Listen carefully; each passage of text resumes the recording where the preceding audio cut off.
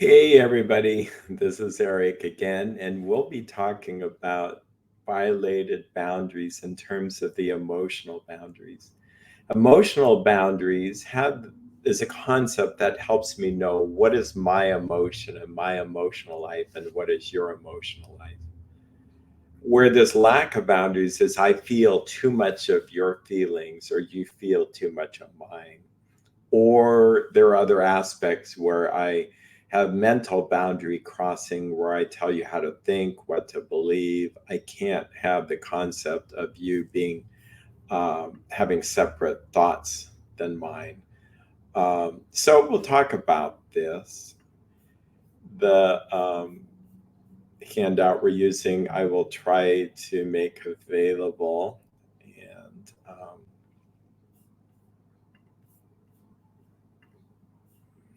So asking personal questions where the relationship doesn't call for this. So I'm a therapist, so people assume I'm going to ask some personal questions, but I'm conscientious not to ask too much personal questions because I realize it's personal. But if one are really good friends with someone, it really depends. Boundaries and relationships matter. If it's a parent asking a child something, that's a personal question. That's different than when that child becomes a teenager versus when that child is an adult and now married. It's like the personal questions change because the relationship changes. Friends that don't really know each other, acquaintances, wouldn't ask as many personal questions, but that's sometimes how personal relationships develop. It's little by little that goes there. So there's no hard and fast rules with this. So asking another to explain one's actions or viewpoint, calling on the other to justify oneself to the inquirer. That seems like, well, it's questions like, well, why would you do that? In and of itself, it may not be a boundary crossing, but it might be. Rather than just accept the person's explanation or their no is no, it's not accepting the person's space or their emotional or mental space or viewpoint. It's, I want to try to step inside your brain or your heart and just kind of decide something and or try to change something, and that's where there's not a concept of separateness. Giving unasked for advice, this and some 12-step programs will talk about any unasked for advice that's a criticism. Some of these things are so overdone. Yeah, a lot of times it is. But say like we're driving in a car and the person is said, oh, I'll drive, and they're not from around here, and I might offer as advice, hey, we might want to take this road because they're doing construction on that road. It's giving unasked for advice or suggestion. Is it a criticism? Am I criticizing how they drive or telling them how they should be?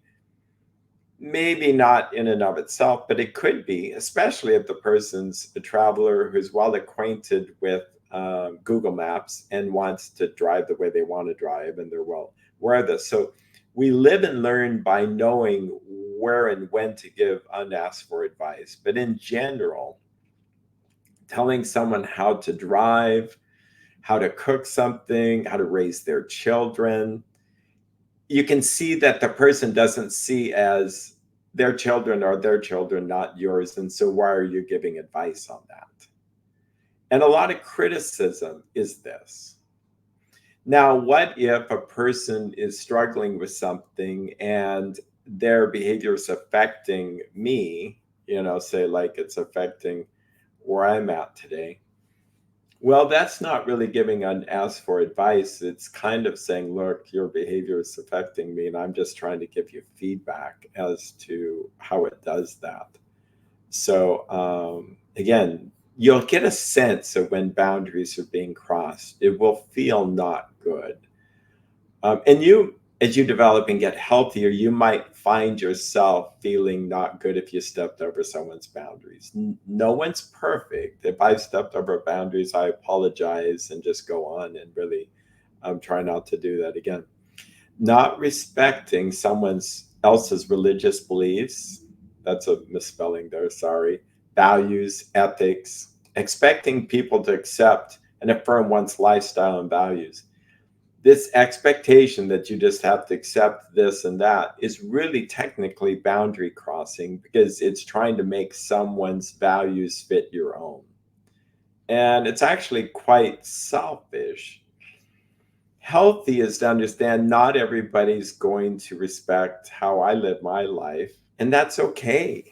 If we have good boundaries in society, we would see that as that. We would just go, not everybody's going to be a religious person. Not everybody's going to be a person who is a hunter and wants to hunt animals and eat them.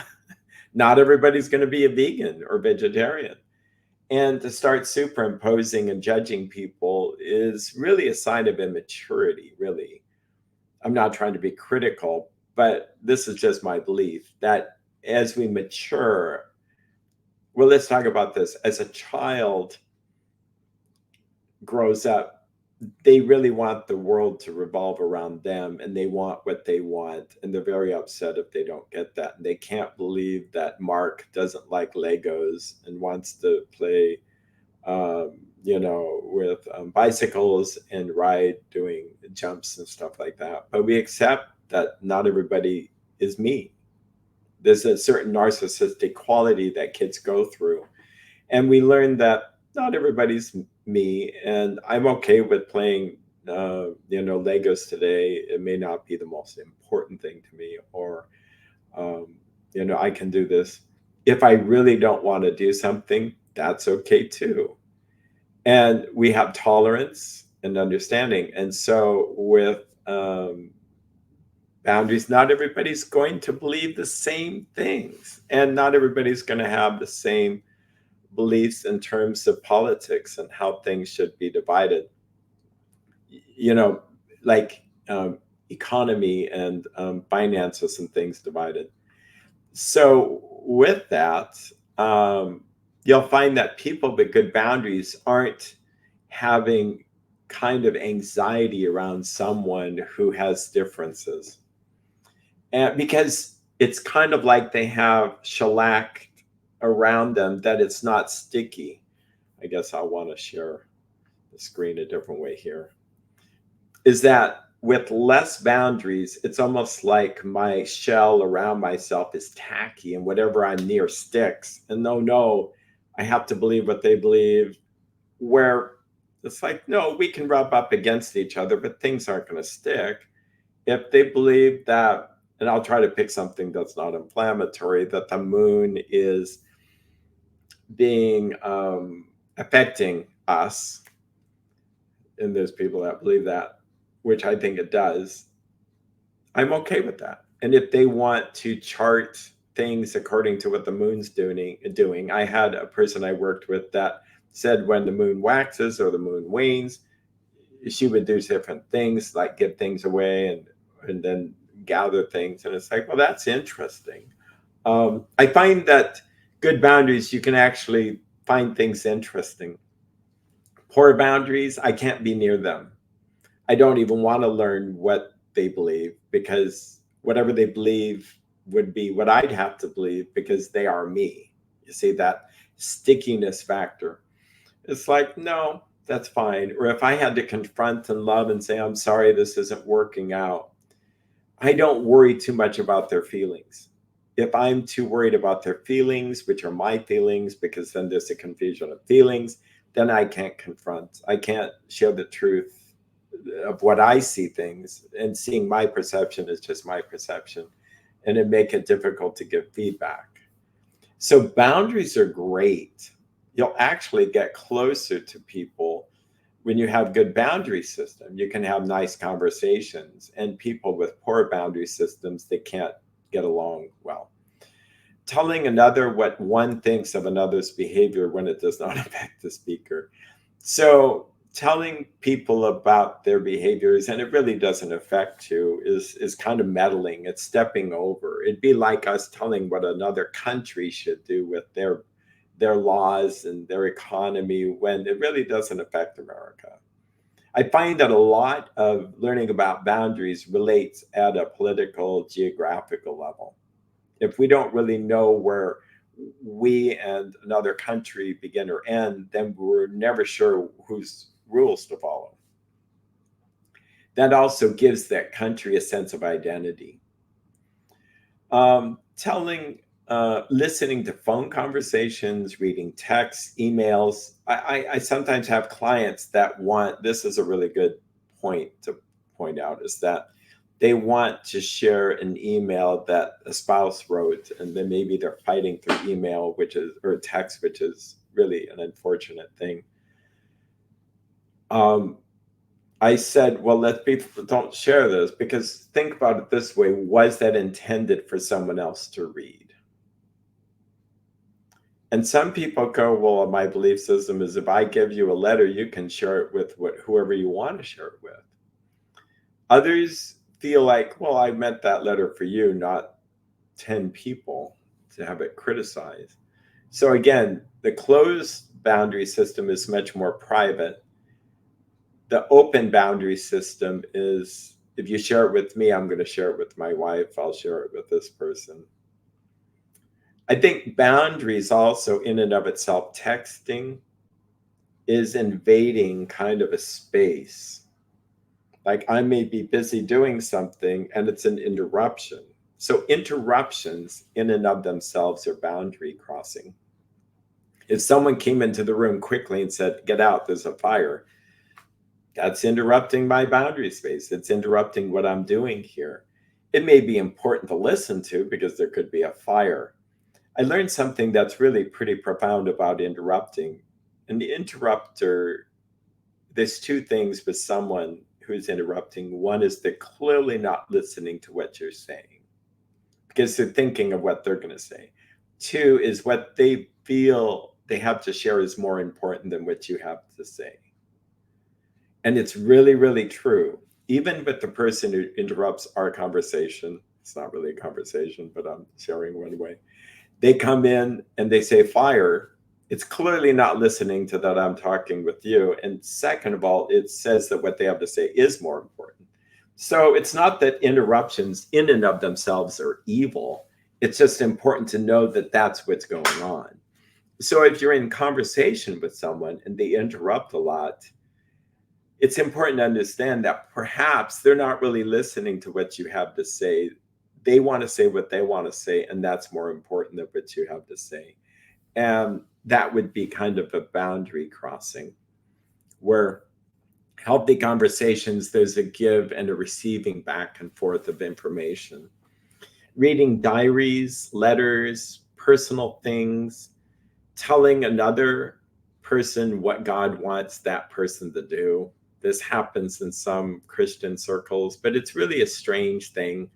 If we start talking about religion, it's very interesting. Conversion by the sword, coercing people to believe in God, to try to force one's religious beliefs on another person.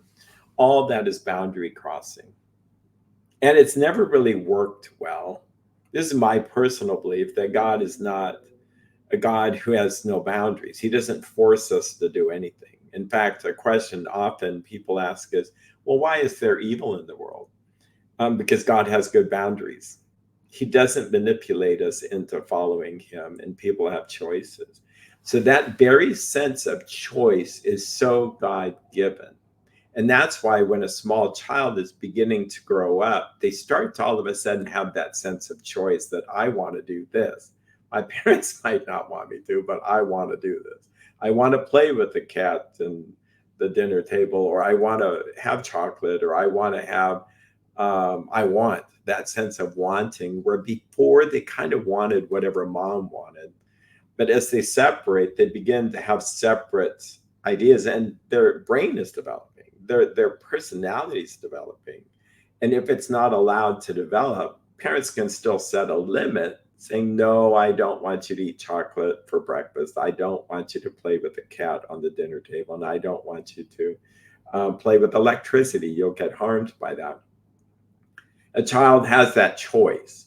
If the parent is so controlling, they have no sense of that this child is going to choose how they're going to choose and manipulates that child, it's not going to turn out well. And this happens often in addictive families. Um, so,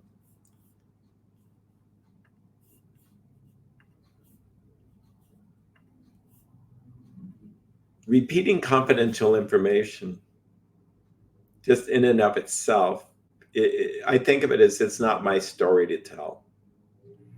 And at times, I've been sharing too much of someone else's story and just not really a good thing. It may not technically be under the guise of confidentiality. And it's usually good things in the sense of, look, this person did this, but is it my story to tell? Feeling someone else's conscience, like feeling responsible for their behaviors, feeling responsible for their choices, feeling like I need to help them. It's as if in an addictive relationship, the addict sticks their hand in a fire. And if I'm codependent and have poor boundaries, they go, my gosh, get your hand out of the fire. It hurts me. I mean, you, I mean, us. See, and there's not a sense of separateness, that it's his hand, it's his fire. And when I try to manipulate them to not harm themselves, they actually will harm themselves more. That need to be a separate human being is a very strong need. And they will choose to stick their hand in the fire and remain in denial. Part of it is they won't feel the pain of it because I'm feeling the pain of it. So as I detach, DETACH, don't even think about changing him or her because it's not me. That's going to allow them to feel the pain and perhaps be motivated. That's where the word emotion, MOT, motivation comes from. If I'm more motivated than they are, I become a fixer, a controller. So I have to let go and get a sense of boundary and realize it's one thing if I feel effects from their behavior, and then I can talk about that. But it's another when I'm trying to do it to better their life. Yeah, doesn't work usually. Helping someone without checking first to see if they want help. So this is like stepping in too much. I'm telling them how to drive, how to cook, maybe how to raise their kids, how to help them with their depression, giving them health advice. Have you thought of doing this or taking this herb or that? Giving because we would do that if we see ourselves as them versus to see themselves like a separate country and we need to cross the border and we need to ask permission. Asking if someone wants help, would you like help with that cart? Would you like some ideas of what's helped me get over the flu faster? It feels so clinical they can go, no. Then I let it go. If they go, yeah, actually, what do you do? Well, I do this, this, and this. Um, Yeah, no, it really helps to ask if people want help, but sometimes just asking, would you like help with your marital problem? No. I'm a therapist in my office, but I try to turn it off when I leave. It feels like work to me. Making demands rather than requests. So if I say, get me my hairbrush, that's seeing that other person as an extension of me, and they don't have a choice. Yeah, they have a choice, but I seeing them as just do it. Where if I said, hey, could you do me a favor, could you give me my hairbrush, that's different. Pushing past another no or any setting of limits, like the person clearly doesn't want what you're asking for. um, the person is continuing to uh, it's funny, I just realized I wasn't sharing the screen. um, that Clearly, they don't want that, and we're somehow going to manipulate them into that. A lot of salespeople are that. And as a rule, I have friends that are salespeople, but they often in and of themselves cross boundaries if they're so-called good at it, because they're going to just push on past what that person wants. I like the idea. If I had to do sales for a living, I'd be a consultant. I'd probably not make as much money, or maybe I'd make a good money if I had a good product that sold itself and people would just kind of just buy it because it's really good. So pushing past another's no or setting any limits, interrupting another while talking, smoking in front of people without asking permission, assumption of feelings, thinking we know what another feels or wants, or perhaps taking action based on these assumptions without checking them out. Yeah, I hear this. People say, oh, I know how they're going to respond. I know my dad is going to do this. I know they'll never change. I'm kind of quick to push back as a therapist. It's like, why wait? It's like, well, if you're saying they can't change, you're basically saying, you know, the future, and you're not giving them a sense of choice, and you're interacting with them almost makes it part of the problem. And in essence, you're saying you can't change either. I believe anybody can change because they can. I've seen it. Um, Assuming that people feel a certain way. I have an idea, just ask them. Did I offend you? Are you upset in any way? Now, say like I do this too much, that could be a boundary issue that I'm insecure versus trust that the person will let me know that, hey, you're bothering me, or hey, I'm upset with you. So it's through trial and error that we learn to when to ask and when we don't ask, and we just let it ride. Being honest in a hostile way that justifies, sorry, another typo, and covers up hostility. It's like, I'm just being honest with you and then letting a person have it. That's not being honest, that's being hostile, and it's covering up the hostility, and then it's stepping into a person's space. Analyzing people, sitting around, not really interacting with people, but analyzing their behavior from a distance. We have this, we have even therapists will start analyzing personalities on in the world, start diagnosing. This is just poor boundaries. They don't really know what that person is feeling or dealing with until they really ask them. And it's what we kind of call an internal boundary crossing, where we're actually stepping into that person's personal space as if we know, and going to use our information as though it's their information. Where humility is not knowing and just asking questions and letting that other person teach you what their world is like. So, anyway, this is not a complete list. This is just a start. I would encourage you to look at books like Facing Codependence by P.M. Melody. And through trial and error, you'll start to learn to have a better sense of self and a sense of that other person. And you'll feel a lot happier and healthier as time goes by. Take care. Have a good day.